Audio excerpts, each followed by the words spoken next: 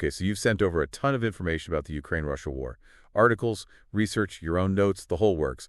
We're going to do a deep dive here and try to pull out the key points so we can give you a clear picture of where things stand in, say, late March 2025. Right off the bat, what strikes me is just the incredible complexity of it all. We're talking intense fighting on the ground, high-stakes diplomacy, a humanitarian crisis that just doesn't quit, and global consequences. You really can't look at it as just one thing, you know?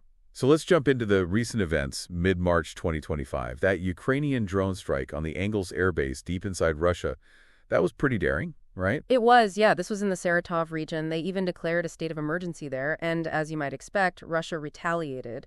Drone attacks across Ukraine, places like Odessa and Kropyvnytsky, which unfortunately led to civilian casualties and more infrastructure damage.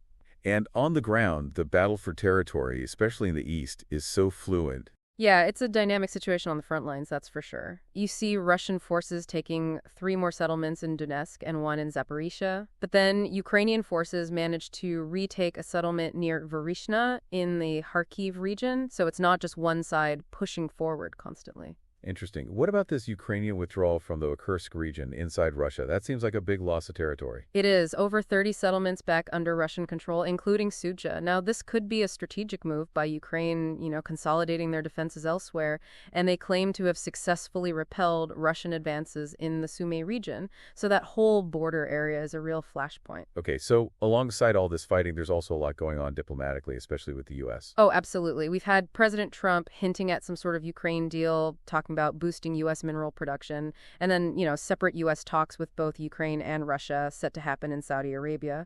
But maybe the biggest development is this agreement for a 30-day ceasefire, but it's limited, focusing just on energy infrastructure. A very specific ceasefire. So what do you make of that? Just focusing on energy. Well, it's interesting, right? Maybe it points to a kind of unspoken recognition of how vulnerable both sides are when it comes to energy. Perhaps a willingness to dial things down in that one area, even if the broader conflict continues. Sort of a stepping back from the brink in one small way. But Zelensky doesn't seem entirely convinced. Right. He's open to halting attacks on energy sites, but he's been pretty clear that he wants a much wider ceasefire.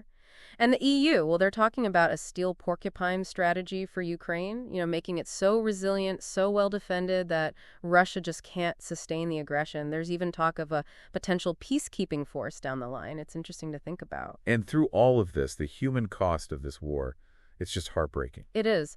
Those strikes on Kropyvnytsky and Odessa, more civilian casualties, a reminder of the tragedy that's still unfolding.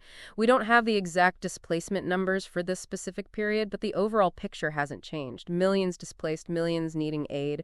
It's a huge, ongoing crisis. If we zero in on the military situation, the east and south of Ukraine are clearly the most active areas of conflict. Yeah, the east and south, absolutely. Donetsk and Zaporizhia, that's where the heaviest fighting is. The front line is extremely volatile, gains and losses on both sides. And that Ukrainian withdrawal from Kursk, well, that significantly changes the map. Really looks like they're shifting their focus. But they're still holding Kharkiv, right? Right. Despite Russia's attempts, Kharkiv is still in Ukrainian hands, and they've even made some gains back in that region. And both sides are still using long-range strikes, of course. Ukraine even striking inside Russia now, like that Engels Air Base attack we talked about. And tragically, this just keeps leading to more civilian casualties. It's a terrible cycle. International aid is absolutely vital to Ukraine, wouldn't you say? Oh, it's absolutely critical. You've got the U.S. pledging aid, though it's not clear how that will play out in the long term. The EU has committed billions, which is great, but actually delivering that aid is essential. Particularly if there are holdups with the U.S. support, they're even considering using frozen Russian assets to support Ukraine. You also have that interesting situation where the U.S. lifted its freeze on aid after Ukraine agreed to that interim ceasefire. But then Putin says he'll only consider broader peace talks if all foreign military aid to Ukraine stops. It's a tricky situation. And on top of that, the UK and France are working on long-term security guarantees for Ukraine. They're calling it a coalition of the willing. What about on the financial side? The EU's really stepped up there. Grants, loans, all sorts of support mechanisms, these MFA loans, macro-financial assistance loans, that's a big part of it. And then there's this planned Ukraine facility that's supposed to provide sustained support.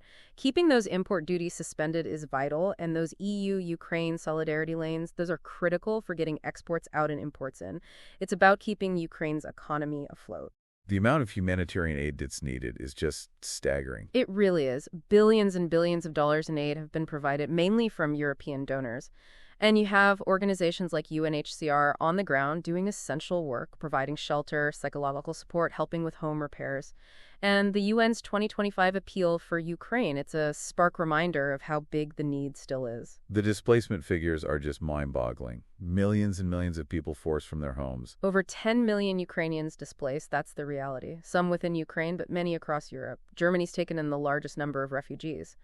And the challenges these people face, it's almost too much to think about: the psychological trauma, the safety risks, the economic struggles, and the uncertainty about their future. It's just incredibly difficult. And then trying to access basic services in these host countries, that can be a real struggle. And some groups are hit even harder by this, right? Vulnerable groups. It's a tragic fact. Children, well, they're the most vulnerable in any conflict. Exposed to violence, their education disrupted, and the risk of lasting psychological scars. The elderly, too, often struggle with mobility, getting access to essential services, and a sense of isolation. And women, well, they make up the majority of those displaced and are often at increased risk of lacking resources and facing gender-based violence. And then there are people with disabilities who often face exclusion and a lack of accessible support. It's a difficult reality for many. Diplomatically, things seem very sensitive, particularly with the U.S. taking such an active role. Oh, absolutely. The U.S., with President Trump at the helm, they've really ramped up the diplomatic activity. Initially, their focus was on a reset with Russia and encouraging Ukraine to come to the negotiating table. Those U.S.-Russia talks in Saudi Arabia, that was a major step, though there was criticism because Ukraine wasn't included. And this apparent softening in the U.S. stance towards Russia is something to keep an eye on. It's interesting that the U.S. restarted some aid after Ukraine agreed to that interim ceasefire, but Putin's demand to halt all foreign aid before broader peace talks may even begin, well, that's a huge roadblock. Looking at the overall situation, how would you assess the strategic picture right now? Okay, well, from a military perspective, Russia's initial plan, a quick victory, that failed. Now it's a war of attrition in the east. Slow, grinding progress with heavy losses. Ukraine's focusing on wearing Russia down, using long-range strikes, and relying heavily on Western support. And they've actually had some success in the Black Sea, which is noteworthy. Logistics are crucial for both sides, but Russia's reliance on rail makes them vulnerable. And it's encouraging to see Ukraine ramping up its own defense production, especially drones. On the political side, Putin's refusal to acknowledge Ukraine's right to exist as an independent nation, that's at the heart of the conflict. Russia's goals go beyond just NATO. And then you've got the different approaches of the U.S. and Europe, which adds another layer of complexity. Economically, it's been devastating for Ukraine. Huge losses, although there are signs of resilience. Russia's economy is also hurting from the war and the sanctions. Globally, we're seeing higher inflation, worries about food security, and risks to globalization. It's a complicated picture. And the impact on civilians, the destruction of infrastructure, it's just horrifying. There's no other way to put it. Tens of thousands of civilian casualties, a really sharp rise in 2024 because of those air attacks. Huge areas of Ukraine are now contaminated with landmines. Attacks on energy infrastructure are causing constant disruptions. And what's really appalling is the increase in attacks on medical facilities and schools. Forcing Russian citizenship on people in occupied areas, that's a clear human rights violation. Millions of homes destroyed, billions of dollars in damage to infrastructure. Even Ukraine's Black Sea ports, essential for their economy, are being targeted. It's a bleak picture. What do you see as the most likely ways this conflict could develop from here?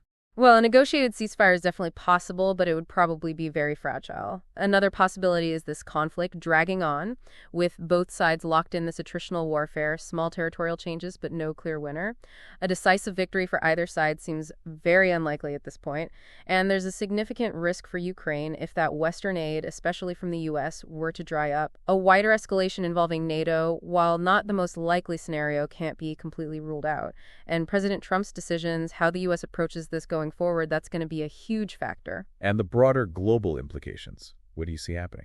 This war is reshaping the world order. That much is clear. You see alliances shifting, NATO expanding, global development goals being set back, the trend of deglobalization accelerating, disruption to energy and food supplies, and a closer relationship between Russia and China. It's also having a profound impact on different regions. Asia, Africa, the Americas, they're all experiencing economic challenges and opportunities. It's a global event with global consequences. This is a lot to take in, there's no doubt about that. It's a deeply entrenched conflict with so many interconnected elements. Military, diplomatic, humanitarian. That limited ceasefire on energy infrastructure, well, maybe it's a small step toward de-escalation, at least in one specific area, but the path to a lasting peace, that's still very unclear. The human cost is immense, and the global repercussions continue to ripple outward. It's the interplay between all those different aspects that's so crucial. How the fighting on the ground impacts diplomacy, how the humanitarian crisis shapes political calculations. It makes the whole situation incredibly volatile and unpredictable. So given this fragile ceasefire, and the fact that the key players have such fundamentally different goals, what single factor do you think will ultimately determine how this conflict plays out? And what might be an unexpected consequence of that factor? That's something for everyone listening to think about as we try to look beyond the headlines. Thanks for joining us for this deep dive.